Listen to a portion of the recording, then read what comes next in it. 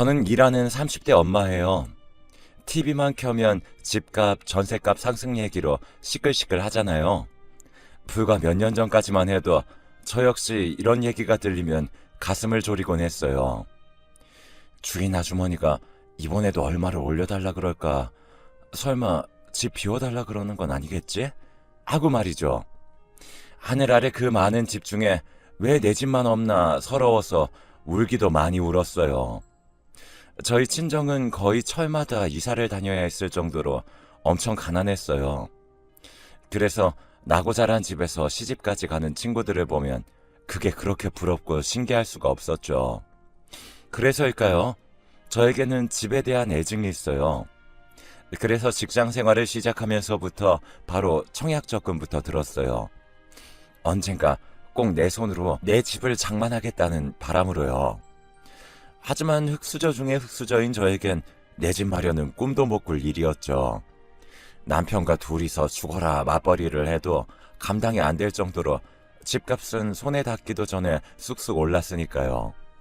그래서 거의 포기하다시피 했었는데 생각지 않은 셋째를 임신하게 되면서 이번 생에는 불가능할 줄 알았던 내 집 마련에 성공했지 뭐예요.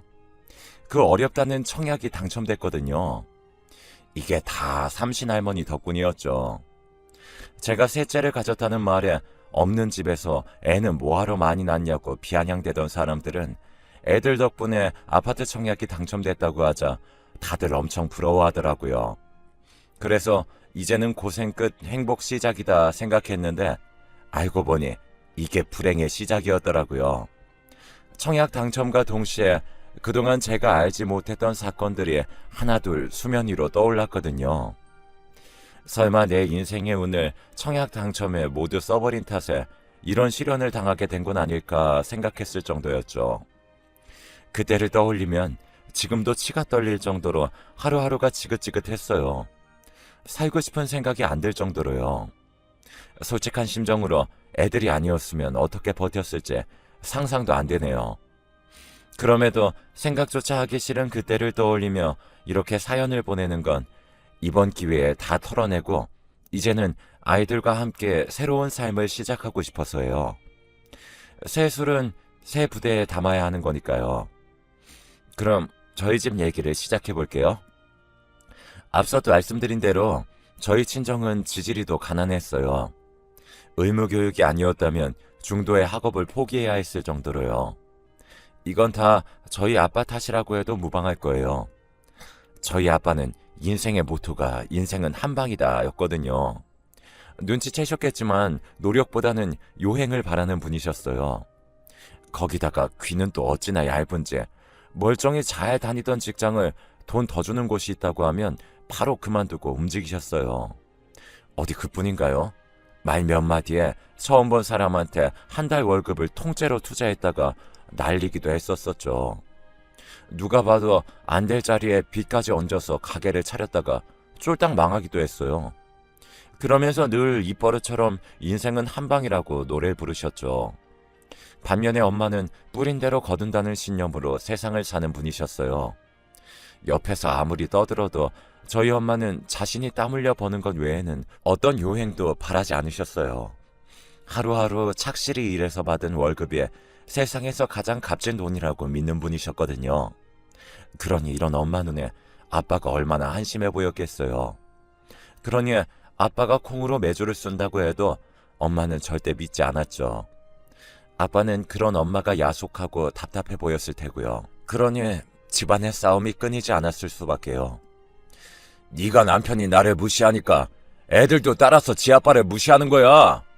딴 집 여자들은 남편을 상점 모시듯 한다는데 넌 뭐가 잘나서 날 무시하냐? 니네 집에 돈이 있기를 아냐? 네가 배운 게 있기를 아냐? 아무것도 없는 주제에 고개 빳빳이 들고 하늘 같은 남편한테 대들고 말이야. 이러니 내가 하는 일이 잘 될 턱이 있냐고. 입이 있으면 어디 말 좀 해봐. 아빠가 이러실 때마다 엄마는 입을 꾹 다문 채 너는 떠들어라, 나는 내 길 가련다 이런 식이었어요. 그래서 늘 화를 내던 아빠가 먼저 자리를 박차고 일어나기 일쑤였죠. 그렇게 나가서는 몇 달씩 연락도 없이 집에도 안 들어왔어요. 어차피 엄마는 아빠가 벌어다 주는 돈을 기대하고 사는 사람이 아니었던 터라 우리 집 생활에는 지장이 없었어요. 하지만 늘 그 다음이 문제였죠. 아빠는 집 나가서 연락도 않는 사이에 꼭 사건 사고를 쳤거든요. 엄마가 기껏 죽어라 이래서 돈 좀 모으면 아빠가 친 사고를 수습하느라 홀라당 까먹는 게 일이었어요. 이런 아빠 때문에 엄마는 일을 하도 많이 해서 40도 안 된 나이에 손에 류마티스가 걸릴 정도였어요. 손가락 마디마디마다 뼈주사를 맞아가며 남편 대신 식구들 건사하느라 엄마의 손은 막리라는 남자 손보다 거칠고 험했어요.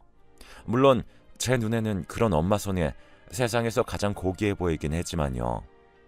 이런 엄마의 고생이 끝난 건 아빠가 교통사고로 세상을 떠나시고 연년생이던 저희 자매가 직장 생활을 시작하면서부터였어요.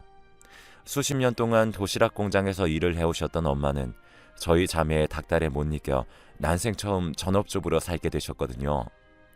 하지만 평생 일을 하고 살아오신 분이 하루아침에 집에서 손 놓고 지내는 건 쉽지 않았나 봐요. 언제부턴가 저희 자매 모르게 종종 아르바이트로 친구분이 하시는 스크린 골프장에 나가 카운터를 봐주시곤 하시더라고요. 말려도 소용이 없었죠. 죽으면 썩어질 몸뚱이에 움직일 수 있을 때까지 움직이면서 일하는 게 낫지. 육신 멀쩡한데 놀긴 왜 놀아? 이러시면서 말이죠. 그런데 알고 보니 제가 이런 엄마 성격을 닮았더라고요. 저도 이날 이때까지 출산 후 산후조리 3개월을 한 건 외에는 계속 일하고 살았으니 말이에요. 제가 남편을 만난 건 고등학교를 졸업하고 직장 생활을 하던 때였어요. 당시 저는 회사의 배려로 야간 대학에 다니고 있었는데 그때 남편이 일하는 인쇄소에 제본을 맡기느라 드나들면서 안면을 트게 되었어요.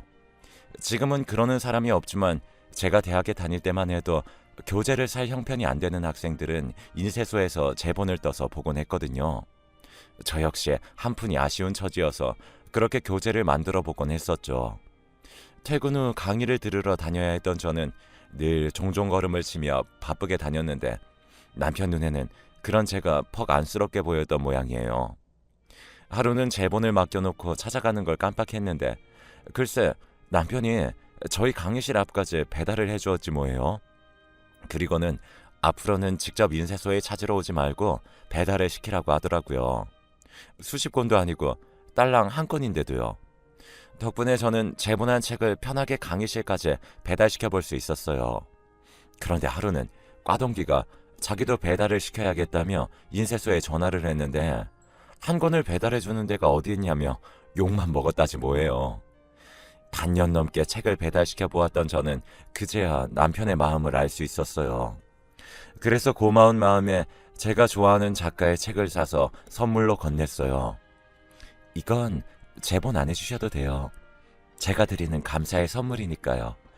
그동안 저 때문에 고생 많으셨어요. 덕분에 지각도 않고 편하게 강의를 들을 수 있었거든요. 그런데 이제 안 그러셔도 돼요. 그동안 감사했어요.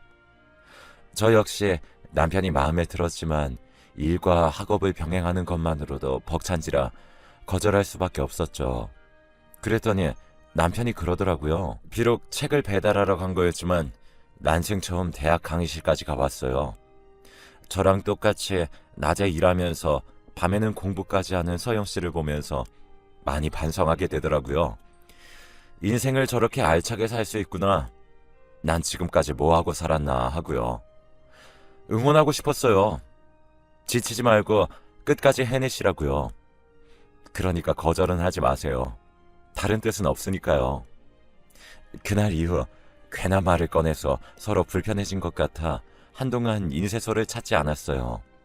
그런데 남편이 어떻게 알았는지 제게 필요한 교재를 제본해서 강의실로 가져왔더라고요.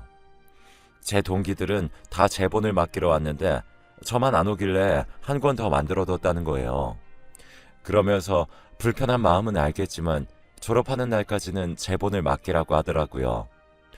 불편한 건 한순간이었지만 그렇게 얻은 책으론 1학기를 볼 수 있는 거 아니냐면서요. 직접 찾아와서 이렇게까지 말해주는데 피해서 뭐 하겠냐 싶어서 그 후로 전처럼 남편에게 제본을 맡겼어요. 그렇게 2년의 시간이 흘러 드디어 졸업을 하게 되었어요. 비록 야간 전문대 졸업에 불과했지만 제겐 서울대를 졸업하는 것만큼이나 벅찬 순간이었어요.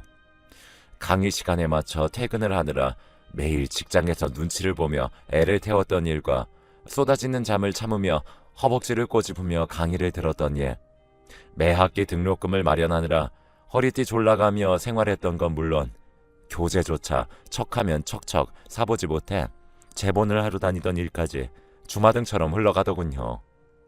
잘 버텼다고 스스로 칭찬을 해주었죠. 그런데 하필 이 순간 떠오르는 얼굴이 하나 있더라고요. 바로 남편이었죠. 지난 2년간 저를 응원하며 강의실까지 배달을 자처했던 남자가 그렇게 그리울 수가 없었어요. 졸업식이 끝나면 다시 볼 일이 없어서 더 그랬는지도 모르겠어요. 그래서 졸업식장에 찾아온 엄마랑 여동생을 먼저 집에 보내고 남편이 일하는 인쇄소를 찾아갔어요. 남편은 평소처럼 인쇄물을 정리해 포장을 하고 있더라고요. 그러다 저를 발견한 남편은 제 손에 들린 졸업장을 보고는 환하게 웃으며 축하한다고 말해주더라고요. 그리고 잠시 정적이 흘렀어요. 오늘 이 순간이 지나면 다시 볼 수 없다는 걸 서로가 잘 알고 있었거든요. 그래서 서로 눈도 못 마주치고 서먹하게 마주 서 있는데 그때 인쇄소 사장님이 나오셔서 그러시는 거예요. 아, 뭐야. 애인 졸업식인데 싸게 가서 짜장면이라도 한 젓가락 해야지. 그러자 얼굴이 새빨개진 남편은 제 눈치를 보며 허둥지둥했어요. 아, 사장님, 그런 거 아니에요. 애인이라뇨. 절대 아니에요. 아따, 나도 눈치가 있는 사람이요. 춘향이가 몽룡이 기다리는 거 맨키로 이 아가씨 지나갈 시간만 되면 요래 목을 빼고 골목길만 보던 놈이 아니게 무엇이 아니여. 귀신을 속여 이놈아. 딱 본게 둘은 천생명분이여. 근게 재고 말고 할 것 없이 사겨. 결혼까지 하면 더 좋고. 사장님은 껄껄 웃으시며 남편을 조기 퇴근시켜주셨어요. 얼떨결에 함께 밥을 먹게 된 우리는 사장님 조언에 따라 근처 중국집에 들어가 짜장면을 먹었어요. 첫 데이트에 짜장면이라니 최악의 메뉴 선정이었지만 그래도 그날 먹었던 짜장면이 세상에서 가장 맛있었던 짜장면으로 기억되네요. 이제 막 시작하는 연인들이 먹기엔 좀 껄끄러운 음식이지만 말이에요.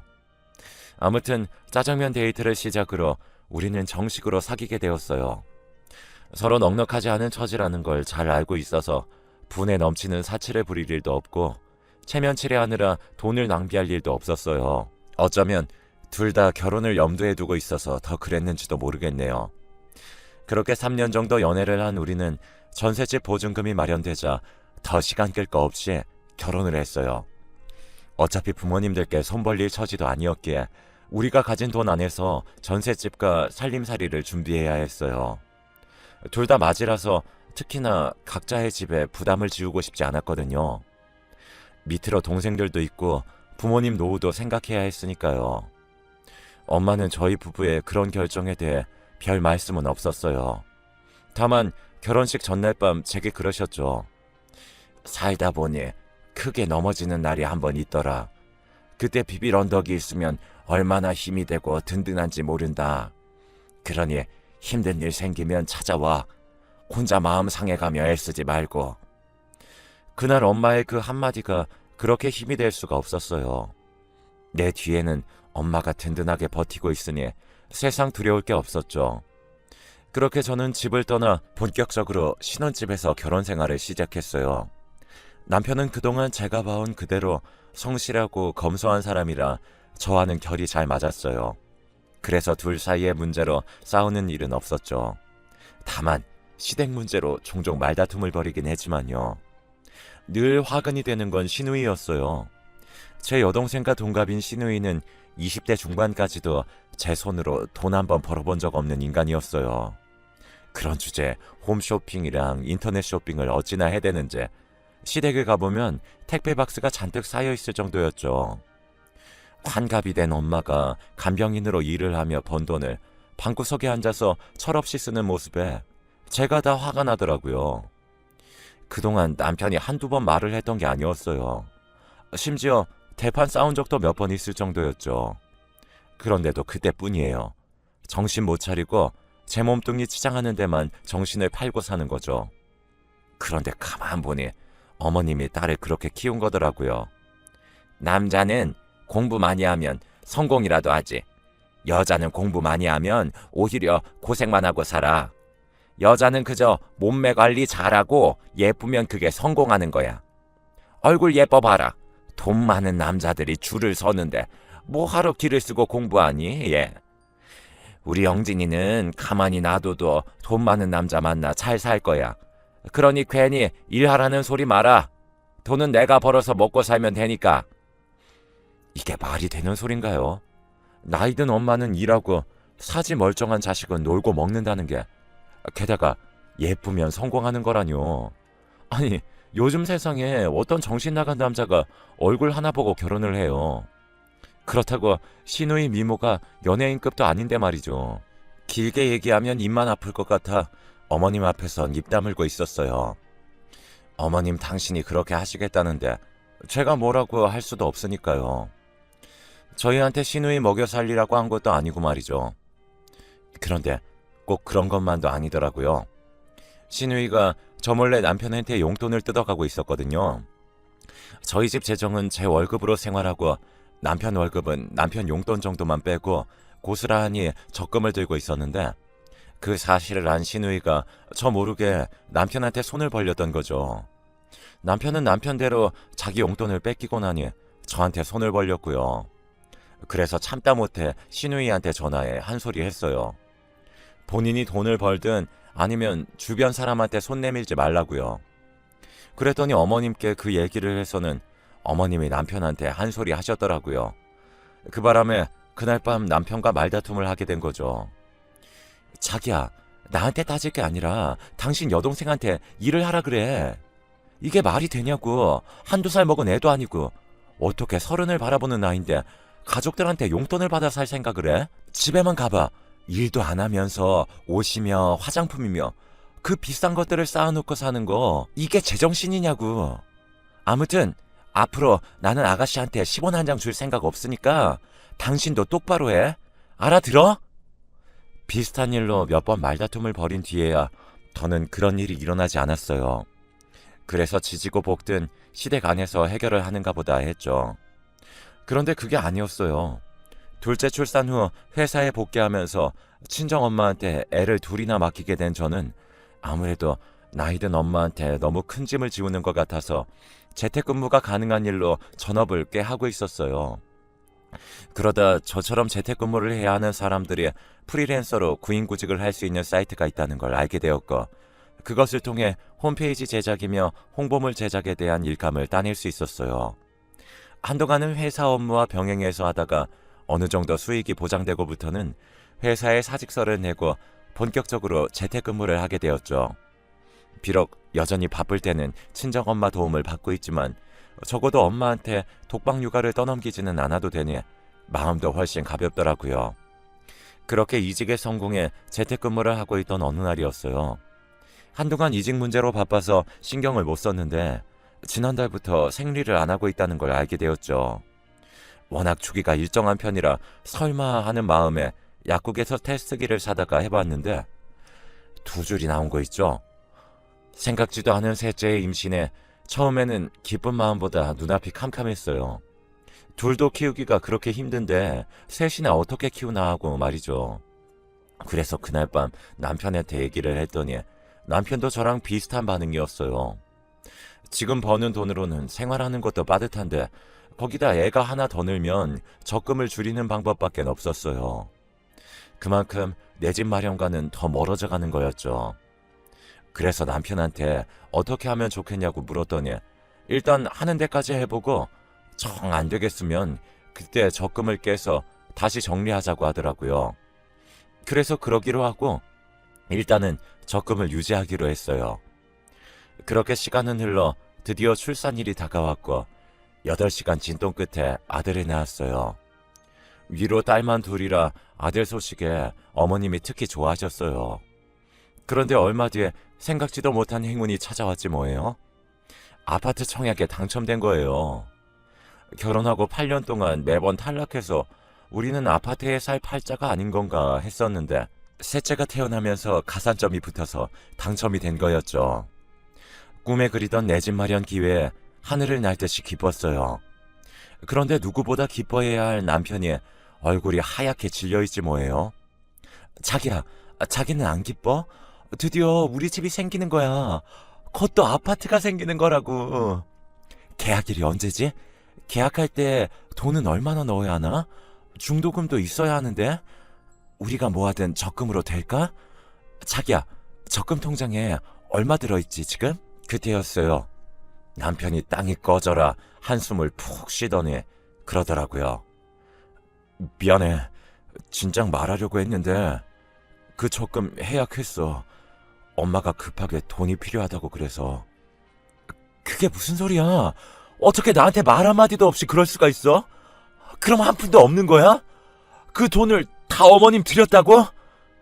알고 보니 신우이가 돈 많은 남자와 사귀게 됐는데 그 남자를 놓치기 싫어서 가슴 수술이며 얼굴에 온갖 시술을 했던 모양이에요.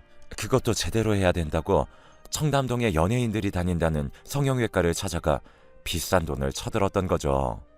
제 남편한테는 집주인이 보증금을 올려달라고 해서 급하게 빌려달라고 거짓말을 하고서는 말이죠. 나중에야 그 사실을 한 남편이 돈을 돌려달라고 했지만 돈 나올 구멍이 어딨나요? 결국 남편만 벙어리 냉가슴으로 지내왔던 거죠. 그 얘기를 듣고 나니 도저히 참을 수가 없었어요. 그동안 길을 쓰고 열심히 산 사람이 그랬으면 말을 안 해요. 평생 돈 한 푼 안 벌고 쓰기만 했던 인간한테 피 같은 우리 돈이 들어갔다고 생각하니 피가 거꾸로 솟구치더군요. 그래서 신우이한테 전화했어요. 다 필요 없고 당장 그 돈 돌려달라고요. 그랬더니 글쎄 뭘 하는지 아세요? 그깟 몇천 가지고 더럽게 유세네. 언니, 저 곧 결혼해요. 결혼하면 우리 그이가 다 갚아줄 테니 걱정 붙들어 매시라고요. 내가 이자까지 다 쳐서 줄 테니까. 뭐요? 그걸 지금 말이라고 해요? 난 아가씨가 콩으로 매주를 쓴다고 해도 절대 못 믿어요. 하다못해 각서 써서 공증이라도 받아둬야겠어요. 안 그럼 법적으로 처리하고요. 제 말에 신우이는 그깟 각서 100번, 1000번이라도 써주겠다며 큰 소리를 치더라고요. 그래서 하루 날 잡아서 신우이한테 각서를 받고 따로 공증을 받아두었어요. 첫 대금은 결혼식 때 축의금으로 들어온 걸 받겠다고 했고요. 그런데 그 얘기를 들은 어머님이 그날 저희 집에 찾아와 난리를 치지 뭐예요. 네가 그러고도 인간이냐? 올케가 돼서 결혼 준비로 바쁜 애를 불러다가 각서를 쓰게 해? 오빠가 돼선 여동생 결혼하는데 돈 좀 해줬다 셈치면 그만이지. 기어이 그걸 받겠다고 각서를 써? 니네 친정에서는 그렇게 가르쳤니? 당연히 아니죠. 저희 친정 부모님은 어머님처럼 자식한테 허황된 꿈 꾸라고 가르치지 않으셨거든요. 반반한 얼굴 하나 믿고 남의 인생에 무임승차하는 건 죄라고 가르쳤어요. 자기 힘으로 열심히 벌어서 떳떳하게 쓰고 살라고요. 그러니까 어머님이나 자식 교육 똑바로 시키세요. 멀쩡히 잘 사는 아들한테 못난 딸 뒤치다거리나 시키지 마시고요. 저는 그 돈 무슨 일이 있어도 꼭 받아낼 거니까요. 어머님도 각오 단단히 하시는 게 좋을 거예요. 작정하고 달려든 제 기세에 어머님은 더는 아무 말 못하고 돌아가셨어요. 한바탕 난리에 놀란 아이들은 겁에 질려 엉엉 울고 참았던 서름이 터진 저도 서러워서 엉엉 울고 온 집안이 눈물바다가 되어버렸죠. 마침 그때 일 끝나고 돌아온 남편은 눈물바다가 된 집안꼴에 놀랐고요. 큰아이를 통해 친할머니가 와서 소리치고 갔다는 얘기를 들은 남편은 제게 사과를 하더라고요. 솔직히 그때는 남편 얼굴도 보고 싶지 않았어요. 그래서 눈도 안 마주치고 애들을 데리고 친정으로 가버렸죠. 그렇게 하루 이틀이 지나자 남편이 측은하게 느껴지더라고요. 자기라고 알고 그런 것도 아니고 속아서 돈을 넘긴 건데 내가 너무했나 싶었거든요. 하지만 당장 중도금 치를 돈도 없는 상황을 떠올리니 우라가 치밀어서 한숨만 나왔어요. 그래서 늦은 밤 불 꺼진 거실로 나와서 입을 틀어막고 울어댔는데 잠깐 그 소리를 들은 엄마가 나왔더라고요. 모든 상황을 전해 들은 엄마는 다음날 제게 통장 하나를 건네주셨어요. 그간 모아둔 돈이야. 이걸로 집을 살까 땅을 살까 고민 중이었는데 마땅한 게 없어서 그냥 쥐고 있었어. 이렇게 쓰려고 그랬나 보다. 이 고비만 넘기면 다 좋아질 테니 이서방이랑 화해하고 집으로 들어가. 너한테 비빌 언덕이 될 수 있어서 엄마는 기쁘구나.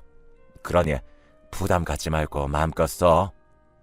그날 저는 엄마가 주신 통장을 들고 한참을 울었어요.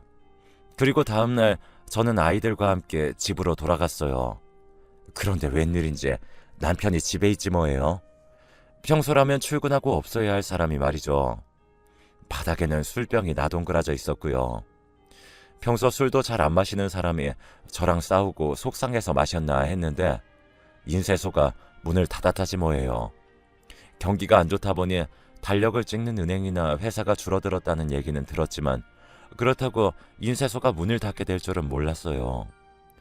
오랜 시간 함께 일해온 사장님이 더는 버틸 여력이 없으시다며 문을 닫자고 했다더군요. 모아둔 돈도 여동생한테 날리고 직장까지 잃게 된 남편은 순식간에 무너져 버렸어요. 그날 이후 방에 틀어박혀 밥도 안 먹고서 계속 잠만 자더군요. 그래서 도저히 이렇게는 안 되겠다 싶어서 아이들을 엄마한테 맡겨두고 남편을 데리고 밖으로 나왔어요. 그리곤 이혼 서류를 내밀고 소리쳤죠. 자기, 이 자리에서 결정해. 나랑 이혼할 거야 말 거야?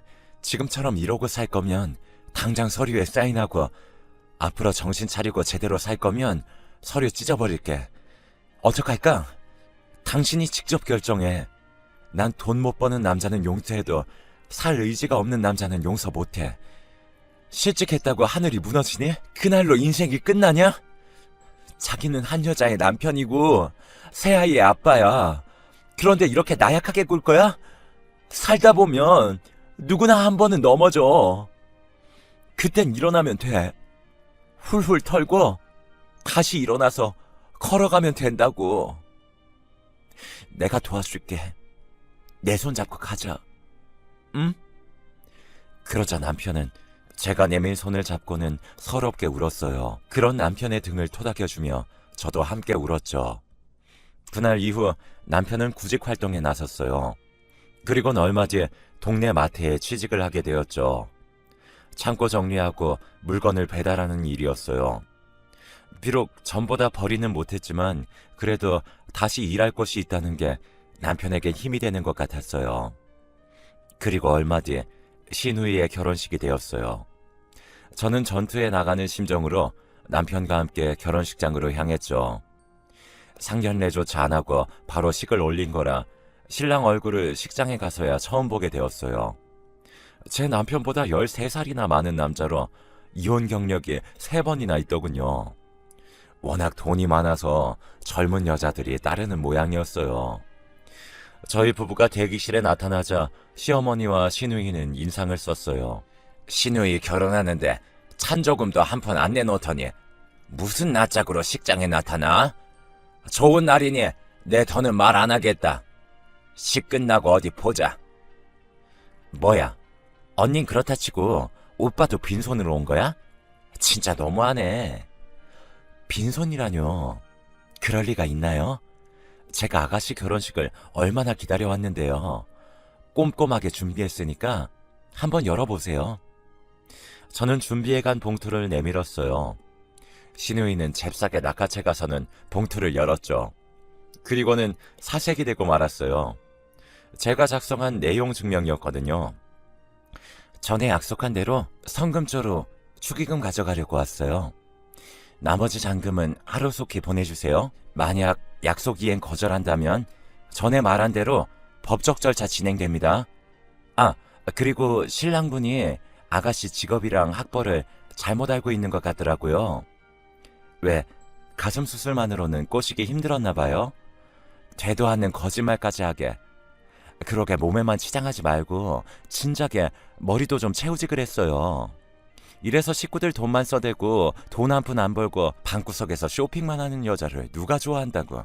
아가씨 눈엔 돈 많은 사람이 호구로 보일지 모르지만 그 사람들 쉽게 돈 쓰지 않아요. 써야 될 것과 쓰지 말아야 될 것을 귀신같이 아는 사람들이라고요.